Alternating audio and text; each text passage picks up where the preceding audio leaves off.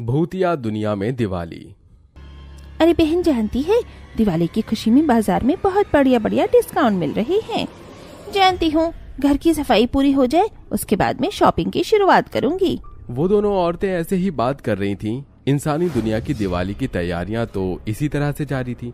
लेकिन चलिए आज हम आपको ले चलते हैं इस दुनिया से अलग भूतिया दुनिया की दिवाली में। सुनिए जी, मैं काम पर जा रही हूँ। नहीं माँ, आज मैं आपको कहीं नहीं जाने दूंगा। आज आपको मुझे भी बाजार लेकर जाना होगा। मैं भी दिवाली के लिए नए नए कपड़े खरीदना चाहता हूँ। यामिनी अपने बेटे की बात सुनकर चुप हो गई। वो बेचारी एक गरीब चुड़ैल थी जो अपने 5 साल के एक छोटे बेटे और पति के साथ रहती थी।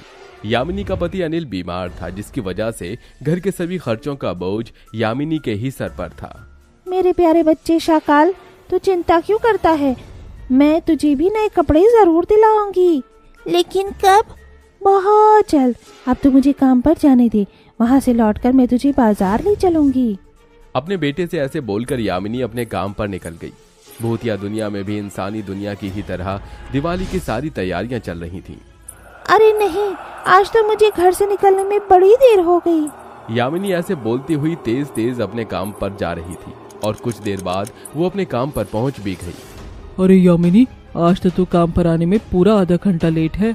अगर यही चलता रहा तो मैं तुझे काम से निकाल दूंगी। ऐसा ना कहिए मालकिन, मैं कल से समय पर आने की कोशिश करूंगी। यही तेरे लिए अच्छा होगा। चल अब बातें कम कर और जल्दी से काम पर लग जा। जी। यामिनी अपने रोज के ही कामों को करने जाने लगी कि तभी। अरे मैडम, कहाँ जा रही हो? दिवाली आने वाली है, चलो इधर आकर घर की सफाई में लग जाओ। और हाँ, इससे कोई अलग से पैसे नहीं मिलेंगे। यामिनी बिना कुछ बोले अपनी मालकिन के घर में दीपावली की सफाई करने लगी। सभी भूतों चुड़ैलों के घरों में दिवाली की तैयारियां बिल्कुल इंसानों की तरह ही जारी थी। कोई भूत चुड़ैल अपना घर पेंट करवा रहे थे तो कोई कपड़े वगैरह खरीदने में लगे हुए थे। लेकिन कुछ यामिनी जैसे भी थे जिनके पास अपने बच्चों को कपड़े खरीद कर देने के लिए भी पैसे नहीं थे। हे ऊपर वाले, ये कैसी लीला है तेरी? तू अमीरों को दुनिया में भी सारे सुख देता है और मरने के बाद भी, और एक गरीब बस बेचारा हर चीज को तरसता रह जाता है। मैं भी अपने परिवार, अपने बच्चों को दिवाली की खुशी देना चाहती हूँ। यामिनी अभी ऐसा बोल ही रही थी कि तभी पीछे से उसकी मालकिन आ गई। जितनी तेज मुंह चला रही है ना, उतनी ही तेज हाथों को चला ले, समझी? और हाँ, एक और बात, गरीबों को अपनी हैसियत से बड़ी चीजों की उम्मीद नहीं करनी चाहिए। ऐसे बोलती हुई इंदुमती यामिनी के पास से वापस आ गई। यामिनी जानती थी कि उसकी मालकिन उसे महीना पूरा होने से पहले कोई पैसा नहीं देगी, इसलिए वो उससे बिना पैसे मांगे ही घर लौट आई। माँ, चलो अब हम कपड़े खरीदने चलते हैं। बेटा, मैं कल तुझे पक्का ले चलूंगी। यामिनी के पास अपने बेटे को बाजार लेकर जाने के पैसे नहीं थे। आप हमेशा ऐसे ही बोलती हो। नहीं नहीं, आज मैं बिल्कुल नहीं मानूंगा। आज तो आपको मुझे लेकर ही चलना होगा। देख बेटा, आज तेरी माँ काम पर से आकर बहुत थक गई है, तो तू कल चले जाना। नहीं, आप दोनों झूठे हो। मैं जानता हूँ कि आप मुझे कुछ नहीं दिलाओगे। मुझे आपसे कोई भी बात नहीं करनी है। मैं जा रहा हूँ। ऐसे बोलकर शाकाल अपने घर से निकलकर भागने लगा। यामिनी और अनिल भी उसके पीछे भागे। शाकाल बेटा, शाकाल।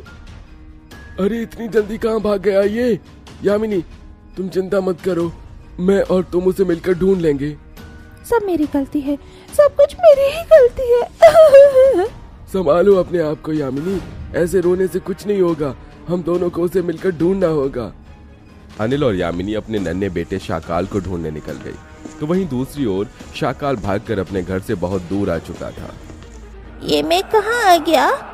शाकाल अनजाने रास्ते पर चलता जा रहा था कि तभी उसे एक भूत के करहाने की आवाज आई। ये कौन था?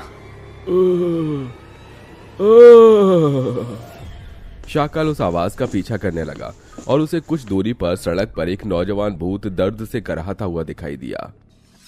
अरे नहीं, इन्हें क्या हुआ? शाकाल उस भूत के पास चला गया। उस भूत का एक पांव घायल था, जिसकी वजह से वो चल नहीं पा रहा था। ओह, तो आपको चोट लग गई है? रुकिए, मैं आपकी मदद करता हूँ।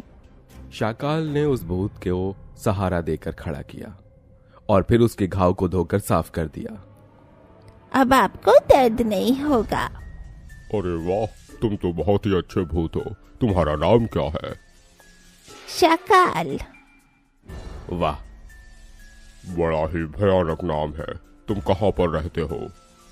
इससे पहले शाकाल कुछ बोलता वहां पर भागते हुए यामिनी और अनिल पहुंच गए। शाकाल बेटा, माँ। शाकाल अपनी माँ के गले लग गया।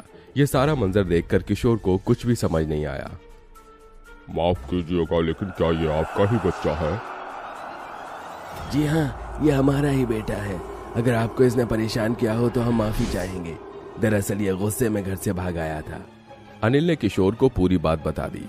तो मेरा नन्हा दोस्त इसीलिए नाराज है। रुको, मैं अभी इसकी नाराजगी को दूर करता हूँ।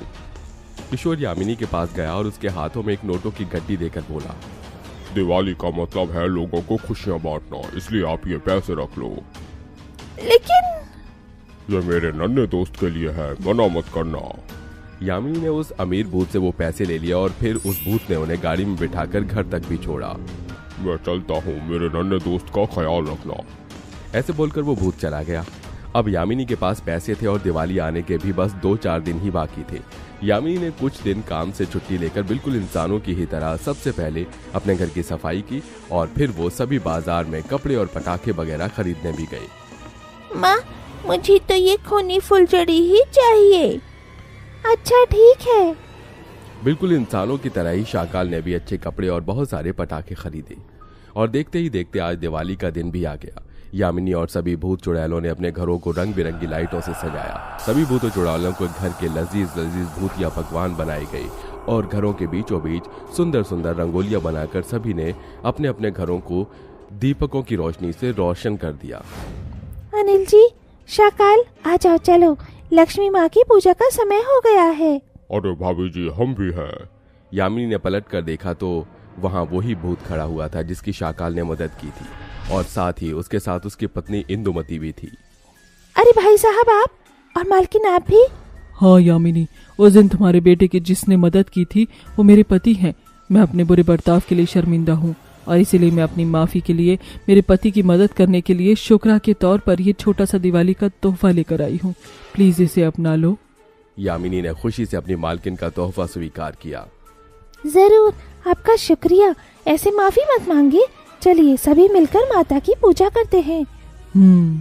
यामिनी और इंदुमती के परिवार ने मिलकर दिवाली पर मां लक्ष्मी की पूजा की और फिर सभी ने खुशी खुशी एक साथ पटाखे जलाए। दिवाली के दिन पूरा भूतिया लोक इंसानी लोक की ही तरह उजाले और खुशियों से रोशन हो रहा था।